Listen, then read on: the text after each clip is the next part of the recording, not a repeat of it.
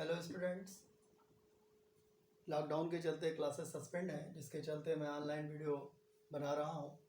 आज मैं आपको पढ़ाने वाला हूं क्लास 9th की मैथ। इसमें पहला चैप्टर है संख्या पद्धति या नंबर सिस्टम, उसे ही आज पढ़ाऊंगा। और आज हम थोड़ा उसकी बेसिक्स के बारे में सीखेंगे, इसका परिचय, इसका इंट्रोडक्शन आपको कराते हैं। सबसे पहले तो नंबर सिस्टम को जानना होगा कि कितने प्रकार की संख्याएँ होती हैं। तो कुछ बच्चे पहले से जान भी रहे होंगे और कुछ का रिवाइज हो जाएगा, और कुछ को मैं फिर से एक्सप्लेन कर रहा हूँ, सारी संख्याओं को लगभग जो आपके काम की हैं। तो चलिए स्टार्ट करते हैं। संख्या पद्धति, जिसको नंबर सिस्टम कहते हैं। पहली संख्या है संख्या के प्रकार में प्राकृतिक संख्या, जिसको नेचुरल नंबर भी कहा जाता है। इसको n से डिनोट करते हैं। अब प्राकृतिक संख्या क्या होती है या नेचुरल नंबर क्या है? वो सारे नंबर जिनसे हम किसी चीज़ को गिनते हैं। जैसे हम कोई भी चीज़ गिनना हुआ तो क्या कहाँ से स्टार्ट करेंगे? एक से। 1 2 3 4 5।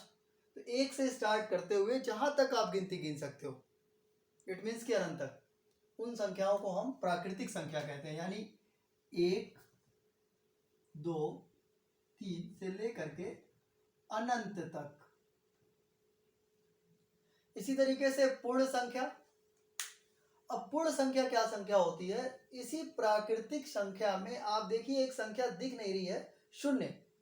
अगर उस शून्य को इसमें शामिल कर दिया जाए, इंक्लूड कर दिया जाए, तो वो पूर्ण संख्या को हम होल नंबर कहते हैं और उसे W से रिप्रेजेंट करते हैं। तो जैसे अब कहाँ से हो जाएगा? 0 और बाकी ये सारे नंबर 1 2 3 से अनंत तक।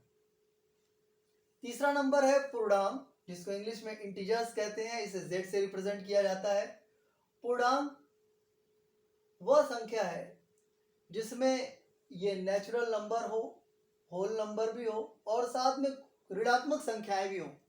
यानी अनंत से, यानी इधर से अगर हम देखें तो यहाँ से स्टार्ट करते हुए -3 -2 -1 0 1 2 3 अनंत तक।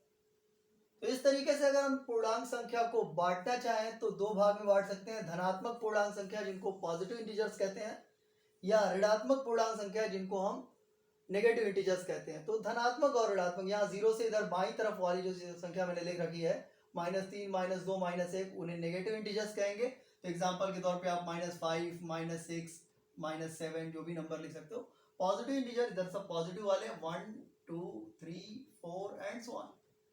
अब बात आती है जीरो की। जीरो को कहाँ लिया जाए? जीरो ना तो पॉजिटिव है ना नेगेटिव है, लेकिन उनको इंक्लूड किया जाता है पॉजिटिव इंटीजर्स में, तो हम जीरो की यहाँ बता सकते हैं। इसी तरीके से परमे संख्या अगला नंबर है। परमे संख्या, जिसको रेशनल नंबर कहते हैं, इसे क्यू से रिप्रेजेंट करते हैं। तो रेशनल नंबर क्यू से रिप्रेजेंट करते हैं। सबसे बड़ी इसकी पहचान है कि इसको हम P/Q के रूप में लिख सकते हैं। इस पर फोकस करिए। यानी वो बटे वाली संख्या जिसको हम परिमेय संख्या कह सकते हैं। तो बटे वाली संख्या के लिए लेकिन कुछ शर्त है। P और Q क्या हो? इंटीजर्स हो। P और Q दोनों इंटीजर्स हो, लेकिन Q 0 के बराबर ना हो। 0 नहीं होगा, Q 0 नहीं हो सकता। जैसे 4/5, ये भी इंटीजर है, ये भी इंटीजर है, और ये 5 0 नहीं है, 5 है। तो इट मीन्स कि आपका परिमेय संख्या हुआ। जैसे मान लो हमने लिखा 5/0, तो ये 0 आ जाने की वजह से ये परिमेय संख्या नहीं है। अगर हमने लिखा सिर्फ 1 या 2, ये परिमेय संख्या है, तो हम जानते हैं कि इसके नीचे 1 लिख सकते हैं, तो हाँ, ये परिमेय संख्या है। इसी तरीके से अपरिमेय संख्या की बात करें तो जिसे किसी का उल्टा P/Q के रूप में नहीं लिखा जाता, उन्हें अपरिमेय संख्या कहा जाता है। जैसे हम कह सकते हैं पाई। ओके सर, पाई का मान तो 22/7 होता है। तो जी 22/7 होता है, लेकिन ये इसका एग्जैक्ट मान नहीं है। इसका एग्जैक्ट मान कुछ और है, जिसको हम P/Q के फॉर्म में नहीं लिखेंगे। इसी तरीके से कोई भी संख्या जो करड़ी के बाहर नहीं आ सकती, करड़ी में 2, करड़ी में 3, करड़ी में 4 नहीं, करड़ी में 4 बाहर आकर के करड़ी हट जाएगी और वो 2 हो जाएगा। इसलिए करड़ी में 2, करड़ी में 3, करड़ी में 5, करड़ी में 7, ये सब अपरिमेय संख्या के उदाहरण होंगे। भाज्य संख्या वह संख्या जो एक अपने आप से कटती हो, 1 से कटती हो, और उसके अलावा किसी और संख्या से भी कट जाती हो, जिसे कंपोजिट नंबर भी कहते हैं। जैसे सबसे छोटा कंपोजिट नंबर है 4। 4 को 1 से तो कटेगा ही कटेगा, 4 से भी कटेगा और इसके अलावा 2 से भी कटेगा, इसलिए इसको हम कहेंगे भाज्य संख्या या कंपोजिट नंबर। ऐसे ही 6 किससे कटेगा, 6 से कटेगा, 1 से कटेगा, 2 से कटेगा और 3 से कटेगा, मतलब डिवाइड होगा। कटने का मतलब होता है डिवाइड होना, भाग देंगे या डिवीजन करेंगे तो वो 2 से भी डिवाइड हो जाएगा, 3 से भी हो जाएगा, 6 से भी हो जाएगा और 1 से भी हो जाएगा। इसी तरीके से 9, 8 ये सारे नंबर कंपोजिट होंगे। अभाज्य संख्या क्या होगी, वो 1 से और सिर्फ अपने आप से विभाजित होते हो, उसके अलावा किसी दूसरी संख्या से विभाजित न होती हो। जैसे सबसे छोटी संख्या 1 से बड़ी संख्या होगी 2, 1 को नहीं लेंगे, 1 से बड़ी संख्या, तो सबसे छोटी जो अभाज्य संख्या या प्राइम नंबर होता है वो 2 होता है। इसी तरीके से सबसे छोटी अगर कोई आपसे कंपोजिट नंबर या भाज्य संख्या पूछता है तो आप 4 बताओगे, 2, इसके बाद 3 भी ले लेंगे क्योंकि 3 सिर्फ 1 से और 3 से कटेगा। इसके बाद आप 5, 1 से और 5 से कटेगा, उसके अलावा किसी और से नहीं कटेगा। 7, ये सब आपके उदाहरण हो जाएंगे अभाज्य संख्या के। सम संख्या, इवन नंबर जो 2 से डिविजिबल हो, कोई भी नंबर जो 2 से डिविजिबल हो, जैसे 12, 14, ये सब 2 से डिविजिबल है तो इन्हें हम सम संख्या कहेंगे। विषम संख्या जिसे ऑड नंबर कहते हैं, जो 2 से डिविजिबल ना हो, जैसे 3, 5, 7, 9। अच्छा, 9 के बारे में थोड़ा हम बात करें, क्या 9 परिमेय संख्या है, सॉरी अभाज्य संख्या है? नहीं, 9 अभाज्य संख्या नहीं है। क्यों नहीं है?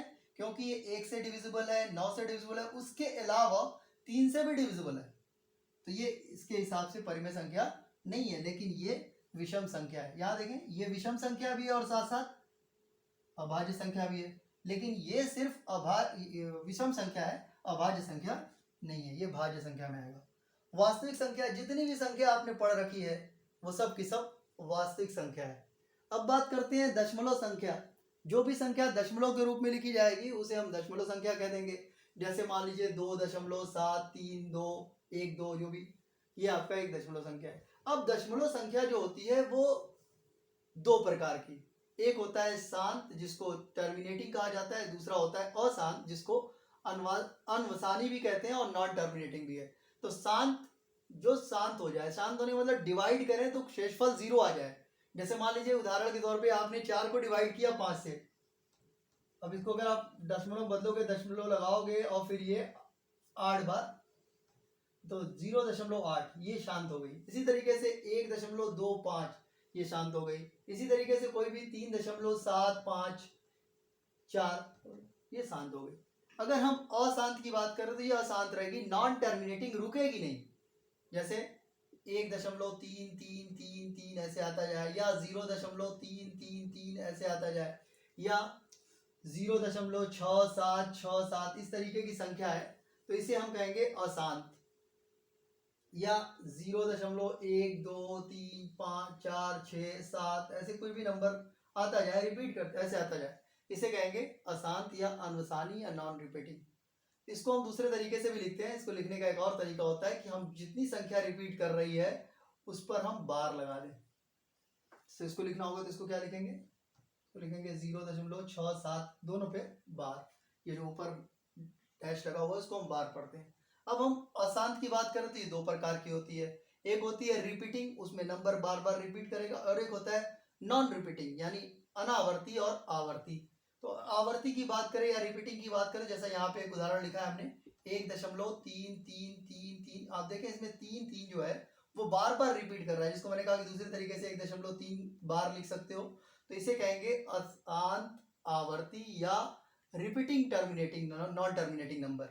इसी तरीके से कोई और उदाहरण ले लें, जैसे मान लीजिए 1.272727, आप देखो 27 बार बार इसमें रिपीट कर रहा है, उसकी पुनरावृत्ति हो रही है, तो इसको हम दूसरे तरीके से लिखते हैं 1.27 बार। अब अशांत अनावर्ती यानी ये रुकेगी भी नहीं और रिपीट भी नहीं करेगी। जैसे 1.400, 40000, 4 टेट्रा 0, 4 बार 0 लगा दिया, 4 ऐसे चलता चला जाए। या मान लीजिए आपने लिखा 3.12, 112, 112, टेट्रा 1 2 ऐसे चलती चली जाए, तो आप देखो इसमें कोई रिपीट नहीं हो रहा है। यानी आप कहोगे सर 1 2 1 2 तो रिपीट हो रहा है, लेकिन वो सीक्वेंस में नहीं रिपीट हो रहा है। 1 2 हो रहा है, फिर 2 बार 1 आ जा रहा है, फिर 2 आ रहा है, फिर 3 बार 1 आ रहा है, फिर 2 हो रहा है, तो ये रिपीटिंग नहीं है। इसमें देखिए 2 7 2 7 ऐसा नहीं कुछ है, तो इसे कहेंगे अशांत अनावर्ती थैंक यू फॉर वॉचिंग।